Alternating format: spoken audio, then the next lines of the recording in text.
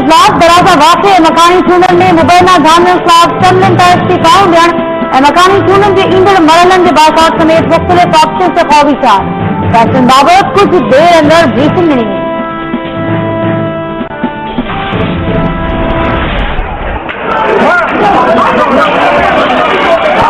नाज़रीन, इजलास दौरान इस्तीफ़ाउनि ऐं सां गॾोगॾु नाज़रीन मकानी चूंडनि जे ॿिए मरहले जे बाइकॉट जे बारे सां गौर कयो वियो आहे। उन बारे सां वधीक तफ़सील मालूम कंदासीं। कराची मां KT न्यूज़ रिपोर्टर दोदो चांदो सलाह ते मौजूद आहे। दोदो, छा अपडेट था हिन जो इजलास बाबति? जी, हिन वक़्तु असां सदरुद्दीन शाह जेको फंक्शन मुस्लिम लीग सदर जे घर मौजूद आहियूं। हिते फंक्शन मुस्लिम लीग ऐं हुनजे जेके इतिहादी जमातूं आहिनि उन्हनि जो इजलास थी रहियो आहे।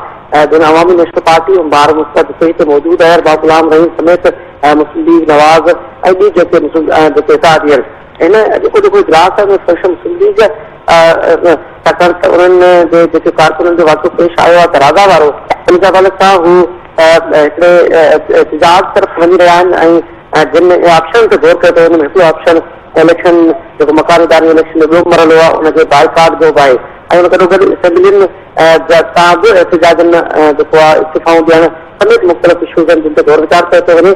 थोरी देर जे अंदरि इहे जेके फ़ैसिला थींदा उन फैसिलनि जी हुननि जे रुहानी पेशवाती सां पघार खे आगाही ॾिनी वेंदी त हू उनजी मंज़ूरी कहिड़ी करे उन मंज़ूरी खां पोइ हिते मीडिया जेका आहे उहा ब्रीफिंग थी रही थींदी।